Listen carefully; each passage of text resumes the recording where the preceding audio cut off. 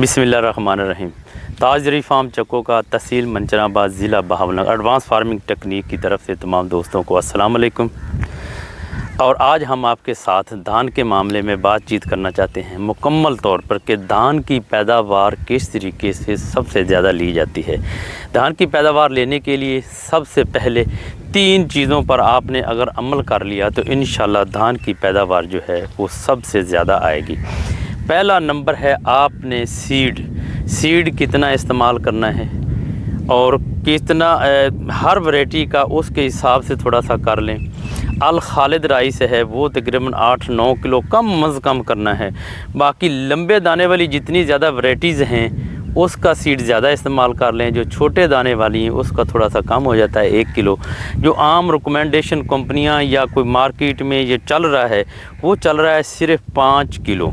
5 kilo जो होती है, जब पनीरी हम लगाते हैं तो उसमें जर्मिनेशन कुछ कम हो जाती है। जब ये उसको आगे शिफ्ट करते हैं कुछ उसमें मिस पौधे हो जाते हैं। तो हर आदमी का जो मैंड बना हुआ है कि हमें 5 किलो, बस उसने 5 किलो लगा दिया, उसने कहा ये 1 एकड़ का है। तो नहीं, आप कम अज़ कम 7 किलो बीज इस्तेमाल करें और अच्छी पनीरी उसकी जर्मिनेशन हो जाए तो पूरे के पूरे 7 किलो जो बीज है उसको 1 एकड़ में शिफ्ट करना है। इसी तो शिफ्ट करने के बाद ये पहला नंबर है। दूसरा नंबर है कि पौधों की तादाद पूरी करना।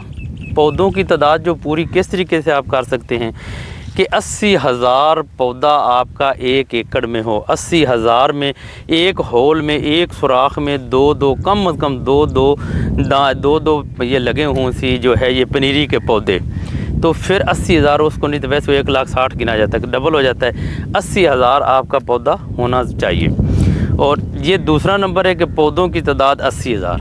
हाँ, इसको पूरा कैसे करना है? आम लेबर के ज़रिए से पौधों की तो जो तादाद होती है वो आप कितनी होती है 40 हज़ार से लेकर 60,000 तक फ़ी एकड़ पौधों की तादाद होती है। आप किसी टाइम उसकी एवरेज करके निकालें, क्योंकि कंपनियों ने, माहिरीन ने, महकमा ज़राअत ने ये एवरेज निकाल कर दी हुई कि इतने पौधे लगाते हैं।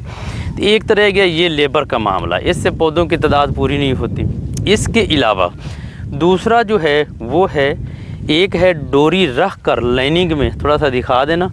डोरी रख कर लाइनिंग में आप लगाएंगे तो इसकी कैलकुलेशन मैं आपको बताता हूँ, आप स्क्रीन पर भी देख लें। जो डोरी रख कर हम लाइनिंग में लगा रहे थे इसको स्क्रीन पर भी देख लें।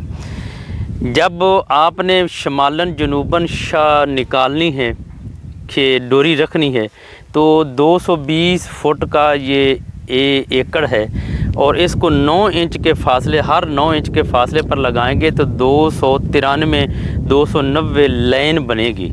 290 लाइन बनेगी और उसको हर 4 इंच के फासले पर, क्योंकि पौधे का 9 इंच का फासला है लाइन टू लाइन, अगर आप 4 इंच के फासले पर आप पौधे लगाएंगे तो आपका पौधा 1,60,000-1,70,000 लगेगा।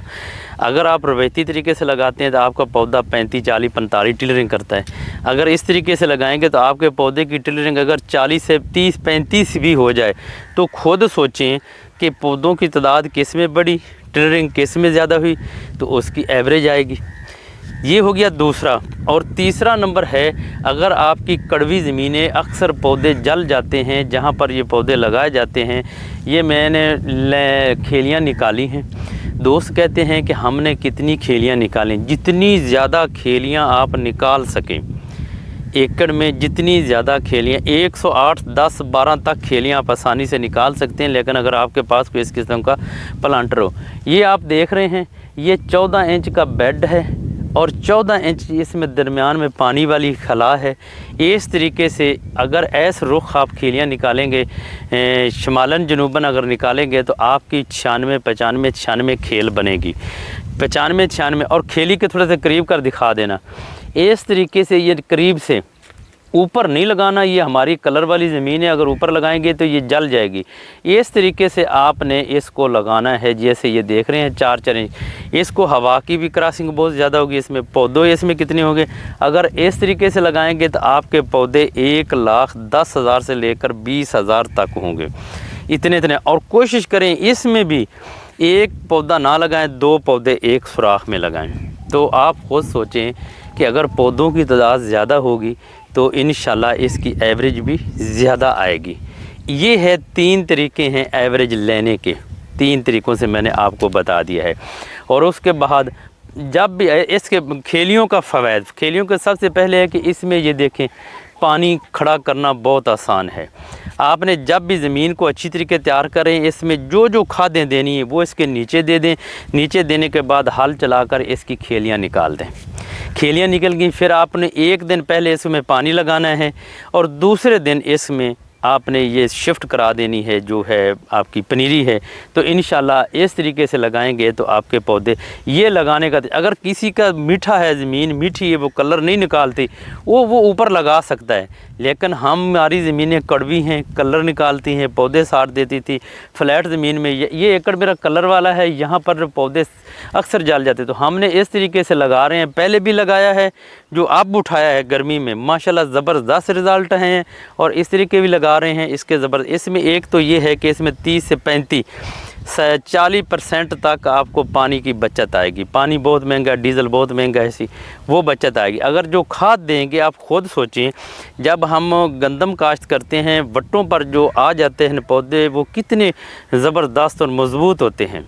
इसी तरीके से अगर ये वट्टों के ऊपर थोड़े थोड़े से हैं तो इसको एक तो पानी लगेगा बहुत ज़्यादा, खुराक लेंगे, ज़्यादा जड़ खिलाएंगे तो इसका पौधा सेहतमंद होगा और उससे ऑटोमेटिकली ज़बरदस्त आएगी।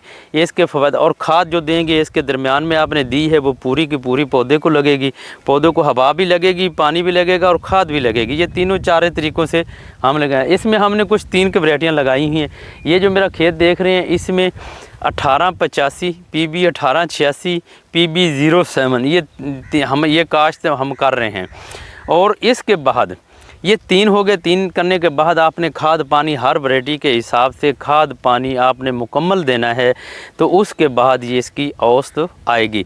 जब पौधों की तादाद पूरी होगी, बीज का आप पूरा डालेंगे, इसमें लेनिक से पौधों की तादाद पूरी करें या इसके हिसाब से पूरी करें तो ये होगी। और जब ये लगा लेना है, इसके बाद आज आपने ये धान लगाए, इसके ऊपर पेंडिमेथिलीन और एसीटाक्लोर का आप स्प्रे कर दें तो इंशाल्लाह 80 से 90% जड़ी बूटी यहीं पर कंट्रोल हो जाएगी। 80 से 90%।